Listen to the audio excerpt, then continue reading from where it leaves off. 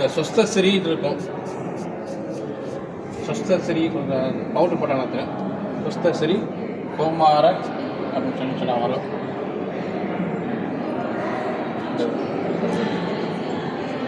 இதில் இது வந்து கல்வெட்டா அடித்து வச்சு கட்டினால கட்டினதில் கல்வெட்டு இல்லை எப்பயுமே கோயிலில் வந்து கல்வெட்டு வந்துச்சுன்னா அந்த ரெடி பண்ணிட்டு வச்சு வரிசை வெட்டிட்டு வரும். வரிசை வெட்டிட்டு வரும். இது இந்த கோயில் வந்து ரெனோவேஷன் ஒர்க்கில் வந்து மீதி எங்கிட்ட கிடைக்கும் தெரியல, நம்மளுக்கு முழுசாக கிடைக்கல. சரிங்களா? அதுக்கு வந்து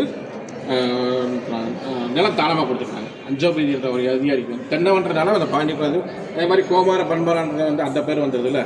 இது பாண்டியர் கல்வெட்டு. இது இல்லை மேடம், இது தமிழுதே. ஒரு 10-11 அவ்வளோதான் வரும். அதான் இப்போ நம்மளால கொஞ்சம் இந்த பவுட்ரு போட்டால் கொஞ்சம் படிக்கலாம் ஈஸியாக. நம்மள பிற்கால முக்கால பாண்டியர்களுடைய ஸ்டைல் எம்டியாக இருக்குன்னு சொன்னால் இங்கே ஒரு இது இருக்கணும். இது கொஞ்சம் ஆமாம், கொஞ்சம் பள்ளமாக இருக்கணும். இது இல்லை, அந்த அங்கே இருக்குன்னு நினைக்கிறேன். அதே மாதிரி சொன்னால் இது முப்பட்டை குமுதம்.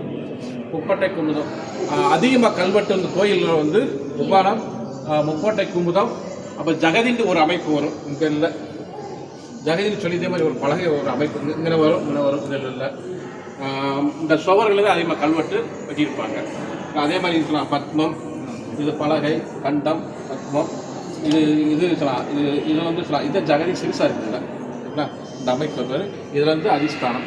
இதில் வந்து பார்த்து சொன்னால் கர்ப்பகிரகம், அர்த்த மண்டபம், மகா மண்டபம், இடைநாளின்னு ஒன்று இதில் இருக்கும். இங்கே வந்து இடைநாளி வந்து மேக்சிமம் நிறையா கோயிலில் இருக்காது.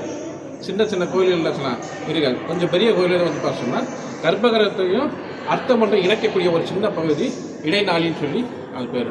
இந்த இடைநாளி பற்றி யாராச்சும் கர்ப்பகிரகத்தில் அவங்க கும்ப பஞ்சாரம்ன்ற ஒரு அமைப்பு இருக்குது. கும்ப பஞ்சாரம் சொல்லி இங்கே சின்னனூர் கோயில் இருக்கும்.